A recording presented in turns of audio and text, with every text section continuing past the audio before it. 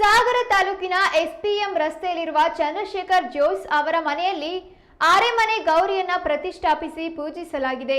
ಇಕೇರಿ ಸಂಸ್ಥಾನದಲ್ಲಿ ಶಿವಪ್ಪನಾಯಕನ ಕಾಲದಲ್ಲಿ ಅರಮನೆ ಗೌರಿಯನ್ನ ಪೂಜಿಸಲಾಗುತ್ತಿದ್ದು, ಸಂಸ್ಥಾನದ ಕಡೆಯ ಹಂತದಲ್ಲಿ ಸುಮಾರು 500 ವರ್ಷಗಳ ಕಾಲ ಇತಿಹಾಸವಿರುವ ಅರಮನೆ ಗೌರಿಯನ್ನ ಪೂಜಿಸಲು ತಮ್ಮ ಪೂರ್ವಜರಿಗೆ ನೀಡಿದ ಇತಿಹಾಸವಿದೆ ಎಂದು ಸದಾಶಿವ ಜೋಯ್ಸ್ ಅವರು ತಿಳಿಸಿದ್ದಾರೆ.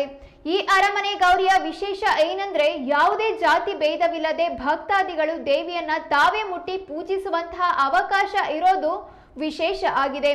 ಇನ್ನು ಬ್ರಿಟಿಷರ ಕಾಲದಿಂದಲೂ ಹಬ್ಬದ ಆಚರಣೆಗೆ 11 ರೂಪಾಯಿಯನ್ನ ಮುಜರಾಯಿ ಇಲಾಖೆ ನೀಡುತ್ತಿದೆ ಎಂದು ತಿಳಿಸಿದ್ದಾರೆ.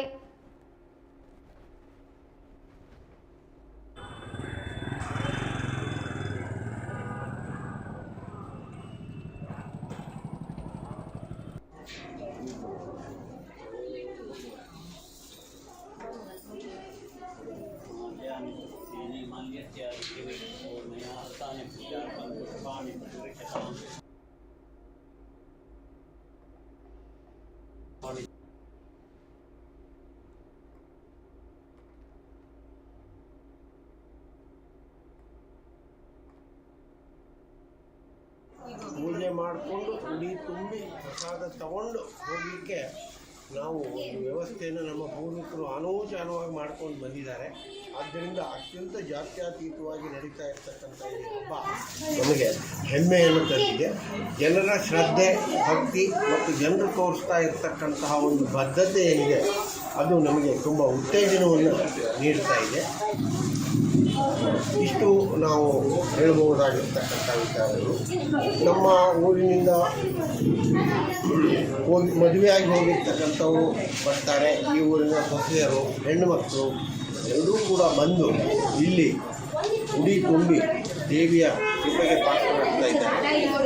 ಈ ಒಂದು ಸ್ವರ್ಣಗೌರಿ ಹಬ್ಬಕ್ಕೆ ಮಹಾಗಣಪತಿ ದೇವಸ್ಥಾನದ ಪಲ್ಲಕ್ಕಿಯಲ್ಲಿ ಮಹಾಗಣಪತಿಯನ್ನು ಕರೆದುಕೊಂಡು ನಮ್ಮ ಮನೆ ಬಾಗಿಲಿಗೆ ಬರ್ತಾರೆ. ಆ ಒಂದು ಪಲ್ಲಕ್ಕಿಯಲ್ಲೇ ಈ ಅಮ್ಮನವರನ್ನು ನಾವು ಕರೆದುಕೊಂಡು ಹೋಗಿ ರಥಬೀದಿಯಲ್ಲಿ ಉತ್ಸವ ಮಾಡಿ ನಂತರದಲ್ಲಿ ಸಾಗರದ ಮಹಾಗಣಪತಿ ಕೆರೆಯಲ್ಲಿ ವಿಸರ್ಜನೆ ಮಾಡ್ತೇವೆ. ಇದಕ್ಕೆ ಮುಜರಾಯಿ ಇಲಾಖೆಯಿಂದ ಕೂಡ 11 ರೂಪಾಯಿಯ ಒಂದು ಗೌರವಧನವನ್ನು ಆಳ ಕಾಲದಿಂದ, ಬ್ರಿಟಿಷರ ಕಾಲದಿಂದ ಕೂಡ ಕೊಡ್ತಾ ಇದ್ದಾರೆ. ಅಷ್ಟರ ಮಟ್ಟಿಗೆ ಇದಕ್ಕೊಂದು ಐತಿಹಾಸಿಕವಾಗಿರ್ತಕ್ಕಂಥ ಮಹತ್ವ ಇದೆ.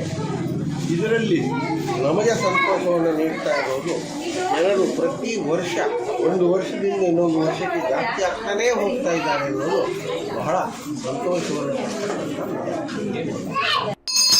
ಸುಮಾರು 500 ವರ್ಷಗಳ ಇತಿಹಾಸವನ್ನು ಹೊಂದಿರತಕ್ಕಂಥ ಇಕ್ಕೇರಿ ಸಂಸ್ಥಾನದ ಅರಮನೆ ಗೌರಿ ನಮ್ಮ ಪೂರ್ವಿಕರು ಹಿಂದೆ ರಾಜಪುರೋಹಿತರಾಗಿದ್ದರು. ಇಕ್ಕೇರಿ ಸಂಸ್ಥಾನ ಅವನತಿ ಹೊಂದಿದ ನಂತರದಲ್ಲಿ ಅದನ್ನು ಇಲ್ಲಿ ನಾವು ಆಚರಿಸ್ಕೊತಾ ಬಂದಿದ್ದೀವಿ. ಒಂದು ವರ್ಷ ಚಂದ್ರಶೇಖರ್ ಜೋಯ್ಸ್ರ ಮನೆ, ಇನ್ನೊಂದು ವರ್ಷ ಸೂರ್ಯನಾರಾಯಣ ಜೋಯ್ಸ್ರ ಮನೆ.